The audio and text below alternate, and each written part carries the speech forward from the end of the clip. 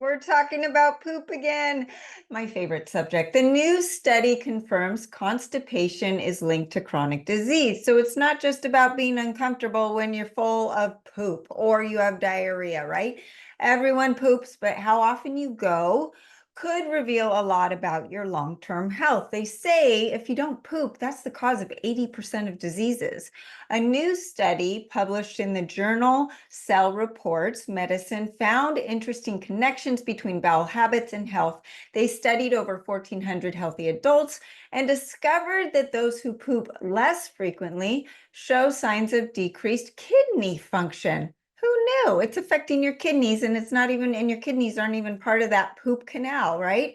On the flip side, those who poop too much or have more diarrhea actually have impaired liver function. It's well known that things like constipation are associated with chronic disease, they found, but what's less clear is what came first, the constipation or the chronic disease. Because if you have a chronic disease, you could probably be constipated, or did the constipation come first? And we know that your gut affects your overall health, and constipation is part of your gut health. So how often you poop directly impacts that gut microbiota. And we've talked about the gut on so many podcasts, so make sure you dive deep into them with the ones with Stephen Wright and Kiran Krishnan, and just the ones that I've done on my own. I talk a lot about this. Studies have shown that constipation can cause a shift in the gut ecosystem from fiber fermentation to short chain fatty acid production to more harmful protein fermentation and toxin production. The researchers divided participants into groups based on their bowel movements, 1 or 2 per week, 3 to 6 per week, 1 to 3 per day, and diarrhea. They discovered that the optimal number of bowel movements, thank God they're coming around here, to 1 or 2 a day. Whereas if you go to the doctor, they say you're not constipated unless you don't go a couple every 3 days or so. So at least they're getting to the fact that we need to be going more than once a day. Younger people, women, and those with lower BMIs tend to poop less frequently. Chronic constipation, defined as 2 or fewer bowel movements per week, like I said, they have this wrong, was linked to decreased kidney function. On the other hand, diarrhea was associated with decreased liver function. So what's going on here? The gut is teeming with various microbes that feed on fermented nutrients in stool. Their favorite food, fiber. Fiber is missing from the American diet because processed foods have no fiber, right? So if the poop lingers too long in the gut, it becomes chronic constipation. These microbes run out of their preferred fuel. They then turn to proteins, typically sourced from a protein-rich mucus layer lining in the gut. Also, that poop will start getting really solid because all the water comes out too. Then it gets impacted and is even harder to move through the colon. If we don't feed our microbes, they start eating us. This situation creates a threefold problem. First, when the microbes feed on proteins, they produce toxic metabolites, some of which are linked to kidney and liver dysfunction. Next, the more these bacteria rely on the protein sources, the more the population of protein-preferred bacteria increases, while the beneficial fiber-eating bacteria decreased. And lastly, in their quest for that food, the microbes might start breaking down the mucous membrane, leading to leaky gut. So leaky gut can cause constipation. Constipation can cause leaky gut. So it's this vicious cycle that just keeps on compounding.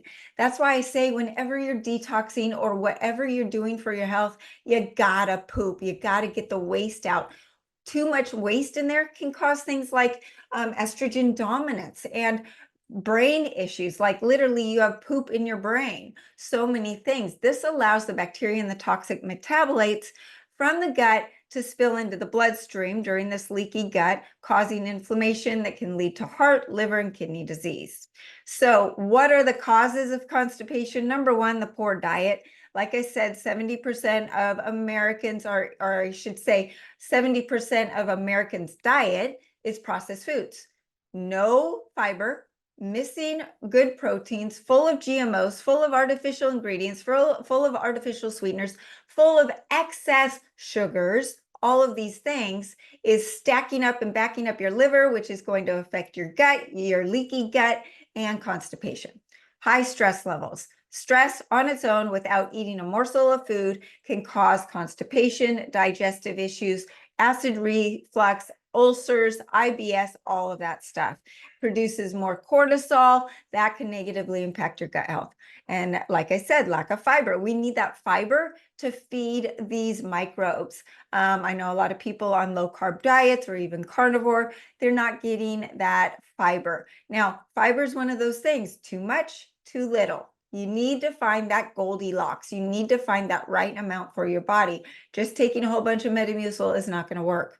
Overuse of antibiotics, that kills your gut. I just talked to Jess Kane, who's coming on my show to talk about butyrate and some other supplements that are amazing. She herself had to go on a round of antibiotics, and she goes, my gut was destroyed, and now I'm experiencing anxiety and overstress in my brain because of that gut-brain axis. So it's not just affecting your pooping, it's affecting your brain. Just not getting off the couch. You need to move the poop. You got to get on a run, a walk, get on a trampoline or a vibratrim or vibration machine. Just starting to move will help with circulation and moving that poop. Dehydration will affect your pooping. The environmental toxins that we talk about, the microplastics, the xenoestrogens, the toxins in our air, our food, and our water. Just having allergies or food intolerances can affect your gut and also your bowel movements. A lot of people are allergic to gluten, dairy, other allergies. They can cause constipation, they can cause diarrhea, bloating, histamine response, all of that. And a lot of people are having more of those symptoms than ever before because of the spike protein and everything that's been going on in the last few years. Insufficient sleep can affect it. And then we get into the foods that you think are healthy, the sulfur foods, broccoli, cauliflower, cabbage, kale, onions, garlic, egg yolks. Those foods that I was eating tons of were making me super bloated and causing issues with my bowel movements. I eliminated them. It all just went away. And I talk about this in my group coaching. It's all laid out in the accelerated food guide that is free. So the sulfur foods are something to look at. The oxalates like spinach, almonds, peanuts, kales, berries, those can cause gut issues, digestive issues, bloat, and even UTIs and bladder issues. So this is interesting, how the kidneys are affected by constipation, and maybe the oxalates are also affecting the urogenital issues in the kidneys. Maybe that's connected. The amyloid proteins are found in chicken, poultry, conventionally raised beef. They don't get broken down. They cause bad bacteria to overgrow and take over the good bacteria in the gut, causing leaky gut, which then will lead to constipation issues. Mold, you got to look out for that mold in the foods and in your houses. That can strengthen biofilm formation, reactivate viruses, increase toxins, and there's this vicious cycle. Having too much fat, that can be overloading your gallbladder and your liver. That could be going, oh, what do I do with this fat? And that could actually cause constipation. Dietary toxins, GMOs, glyphosate, dioxins from industrial farming, that all impacts your liver and digestion and could clog the iodine receptor sites throughout the body, which also then will lead to estrogen dominance, weight gain, and constipation. Radiation can be a huge issue as well, and we are all exposed. That's why we need to focus on our radiation diet, right? And use things that protect us and try to eliminate it as much as possible. Heavy metals, of course, just like the other toxins, and the spike protein. So the spike protein is disrupting everything in the body, the liver, the gut function, insulin dysregulation, fluid retention, inflammation, and it can cause, dysregulation of your bowel movements. Infections, medication, IBD, IBS, all of those things can also cause constipation issues. So what do we do about it? Well, the first supplement I want to talk about is magnesium. because you don't get addicted to it like a laxative, and it just helps relax the muscles. It relaxes your brain so you sleep. It relaxes your bowels so they can let go of the water. And most of us, 80% of us, are deficient in magnesium. I like the BioOptimizers Magnesium Breakthrough. The magnesium is crucial for 600 biochemical reactions in the body, so it's really needed for everything, but it will help. Now, a lot of my clients out there love the OxyClear. It's ozonated magnesium oxide. We are out of stock, and we are coming out with accelerated oxyblast that will even be better. But this magnesium oxide helps with constipation, but really cleaning out the toxins. So for most people, I recommend Laxacomfort. It's an Ayurvedic formula. It's designed to help with severe constipation. So if you have a big issue, this is where you want to start, and you add in the magnesium breakthrough to titrate up or titrate down. Also, accelerated ancient salt. Who knew that salt has a big impact on your bowel movements? People actually do salt flushes where they overload on unrefined salt, and it can help move their bowels, and it's more of a cleansing. It has this osmotic effect where it draws in the water to soften the stools. It helps with muscle contractions, colon cleansing, and stimulates digestive secretions. Now, the accelerated ancient salt has over 62 minerals for that intracellular hydration and moving the bowels. Now, we want to focus on our gut, right? Leaky gut is a big part of what's going on with this constipation. The accelerated leaky gut bundle has the spore biotic, the prebiotic, and the mega mucosa to restore that gut lining. The mega pre is a prebiotic that helps the beneficial bacteria from the megaspore. Megaspore is a spore biotic, very different than other probiotics where you could get too much of the wrong thing. The megaspore goes down in there, survives the stomach acid, and wakes up and says, you need this, you need that, you don't need any of that. And it's going to give me something different than you, because my gut microbiome is different than yours. And that's where it's so smart. It has that brain to give you what you need. Now, you can also use the accelerated cellular detox powder that is 6 organic ingredients, of course, enhanced with scalar frequencies to help with the heavy burden of toxins, to eliminate the bloat, reduce inflammation, and then it balances the diarrhea and constipation. It also absorbs the toxins from the day and years of buildup. And it now has chitosan in it that helps with absorbing dietary fat and cholesterol and getting them out of your body. You also want to focus on your enzymes and digestion, because we need those nutrients to be absorbed. I use the Holozyme digestive enzyme. It's the first enzyme that actually I felt working. It is activated as a super patented technology that no other enzyme formula has, to ensure that the enzymes are activated at the right time. I combine that with the HCl Guard. This has been a game changer for me. It breaks down those proteins and the food to help me fully digest what I'm taking in. I've noticed a difference in my hair and my skin, and there's no bloat anymore. I don't get food poisoning like I did all the time. I used to get E. coli flare-ups, and it would cause constipation. It wouldn't even cause the diarrhea to get everything out. So the HCl Guard and the Holozymes are game changers for me when I do eat my meals. And now I've added in the butyrate, and it comes in 3 forms: the sodium butyrate, the CalMag butyrate, and the Tributyrin X. I love all 3. Everyone's different. Everyone likes one over the other.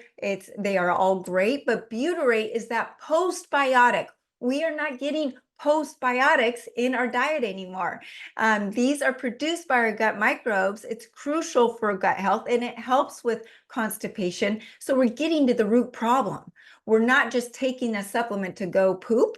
We're actually getting to the root. Helps with brain function, disease protection, repairs the gut lining, improves the constipation, improves that gut health, promotes detoxification, maintains the colon pH, and reduces inflammation in the gut. So much. And butyrate for all of those keto people out there, is similar to that BHB, so the beta hydroxybutyrate. So it helps with blood sugar and actually increases GLP-1, which is the same as Ozempic and all those weight loss drugs. So this is a big part of your overall health. Now, lastly, this is the cherry on top. I will not leave and live without my Hiwi device. This is how small it is. It's a little device that you wear on your body. You put the TENS pads on, and it uses electrical currents for specific frequencies, over 60,000 different programs. It can attack your problems with bowel movements. It helps with intestinal inflammation, parasites, colitis, IBS, diarrhea, Lyme disease, different chronic diseases, brain health, hormones. I've used it for my daughters with their menstrual cycles, athletic performance, recovery, muscle stimulation, so fat burning, hypothyroidism, all of those things in this little device. And it is so cost effective. So those are my tips. We want to get rid of that constipation. Bowel movements are essential for our overall health. That is where you start. Thanks for tuning in today. If you need my help with your health concerns, don't know where to start, just email me through the website, SaraBantaHealth.com. Happy to put together a protocol for you. And join my free group coaching on Telegram. There's no downside. I share daily tips and tools to improve your health, answer your questions, surrounded by amazing people with their feedback as well. The information's on the website, SaraBantaHealth.com. Don't forget to follow me on Accelerated Health Products, and you can catch this podcast on over 100 platforms, including Spotify, iTunes, and iHeartRadio. Just search Accelerated Health TV and Radio Show. And remember, I'm live every Monday and Tuesday. You can use coupon WELCOME10 to get 10% off your first order if you want to try anything we talked about. And thanks for joining us here. Have a great week.